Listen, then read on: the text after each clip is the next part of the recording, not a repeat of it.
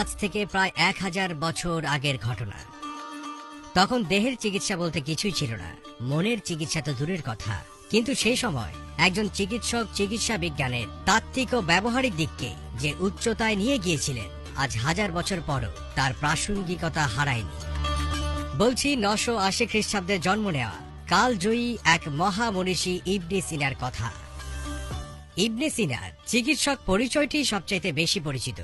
তিনি ছিলেন একজন সর্ববিদ্যায় বিদুষী।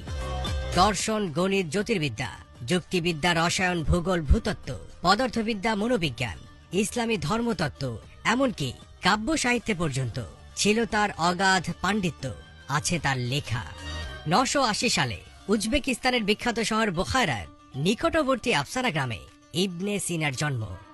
তার পুরো নাম আবু আলী হোসেন ইবনে আব্দুল্লাহ আল হাসান ইবনে আলী ইবনে সিনা।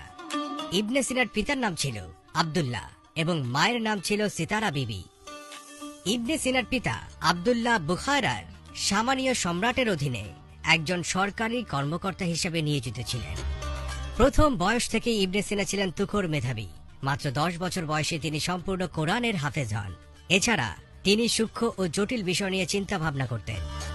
ইবনে সিনার পিতা তাকে পড়ানোর জন্য 3 জন গৃহশিক্ষকের ব্যবস্থা করেন।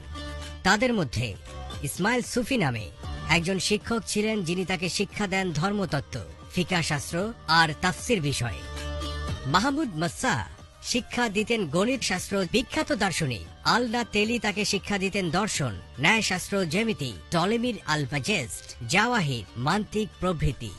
16 বছর বয়স থেকে তার ডাক্তারির প্রতি বেশ নেশা জেগে ওঠে। অতঃপর পড়তে শুরু করেন আর আবিষ্কার করতে থাকেন নতুন নতুন চিকিৎসার উপায়। 18 বছর বয়সে পুরোদমে ডাক্তার হয়ে গেলেন তিনি। তার খ্যাতি ছড়িয়ে পড়ল দূর থেকে দূরান্তরে। বিনা পয়সাতেও চিকিৎসা করতেন ইবনে সিনা। ইতিহাস ঘেটে জানা যায়, সুলতান মাহমুদ এক কঠিন রোগে আক্রান্ত হওয়ায় বহু নামকরা চিকিৎসক আসেন তাকে চিকিৎসা করতে। সবাই যখন তার রোগ নির্ণয় করতে ব্যর্থ হন, ঠিক তখন তরুণ ইবনে সিনা স্বেচ্ছায় রাজ দরবারে গিয়ে রাজার চিকিৎসার জন্য অনুমতি প্রার্থনা করেন। সহসাই তিনি অনুমতি পেয়েও যান। ইবনে সিনার চিকিৎসার গুণে অতি অল্প দিনের মধ্যে সুলতান আরোগ্য লাভ করেন। সুলতানও তার প্রতি খুশি হন এবং তাকে পুরস্কৃত করতে চাইলেন। এ সময় ইবনে সিনা সুলতানের এক বিরাট গ্রন্থাগারে এসে পড়াশোনা করার অভিপ্রায় ব্যক্ত করলেন। সুলতান তার উপর সমগ্র গ্রন্থাগারের ভার অর্পণ করে দেন। হঠাৎ একদিন এই গ্রন্থাগারে আগুন লেগে সব বই নষ্ট হয়ে যায়। ইবনে সিনার বিরোধীরা সুলতানের কাছে প্রকাশ করেন এটি ইবনে সিনার কাজ। তাদের অনেকেই ইবনে সিনার ওপর মিথ্যা অপবাদ আরোপ করলেন। বললেন ইবনে সিনা বইগুলো কণ্ঠস্থ করে নিজ ইচ্ছায় আগুন ধরিয়ে দিয়েছেন। বোকা সুলতান এমন অদ্ভুত কথায় বিশ্বাস করে যান এবং ইবনে সিনাকে বিতাড়িত করে দেন। এরপর ইবনে সিনা বোখারা পরিত্যাগ করে খোয়ারিজমে গেলে সেখানকার সুলতান তাকে রাজ চিকিৎসক হিসাবে নিয়োগ করেন। ইবনে সিনার লেখা চিকিৎসা বিষয়ক অমর গ্রন্থ আল কানুন ফিত তিব অনেককাল ইউরোপে চিকিৎসার ক্ষেত্রে অপ্রতিদ্বন্দ্বী ও নির্ভরযোগ্য গ্রন্থ হিসেবে বিবেচিত করা হতো। আল কানুন ফিত তিবকে চিকিৎসা বিজ্ঞানের বাইবেলও বলা হয়ে থাকে। মানবদেহের অঙ্গ সংস্থান ও শরীর তত্ত্ব সম্বন্ধে তিনি যেসব তথ্য প্রদান করেছিলেন, সেগুলো সপ্তদশ শতাব্দীর শেষভাগ পর্যন্ত পৃথিবীর সব দেশের চিকিৎসকরা অনুসরণ করেছিলেন। বলা যায় আধুনিক চিকিৎসা বিজ্ঞানের জনক তিনি। আল কানুন গ্রন্থটি 5 খণ্ডে বিভক্ত। এই গ্রন্থটি 19বিংশ শতাব্দী পর্যন্ত প্রাচ্য ও পাশ্চাত্যের বিভিন্ন বিশ্ববিদ্যালয় ও মেডিকেল প্রতিষ্ঠান সমূহে পড়ানো হতো। এখনো পর্যন্ত ইউনানি চিকিৎসায় এই বইয়ের অবদান অপরিসীম। ইবনে সিনা হলিস্টিক মেডিসিনের প্রণেতা। তিনি প্রথম মানুষের চোখের সঠিক অ্যানাটমির বর্ণনা দেন।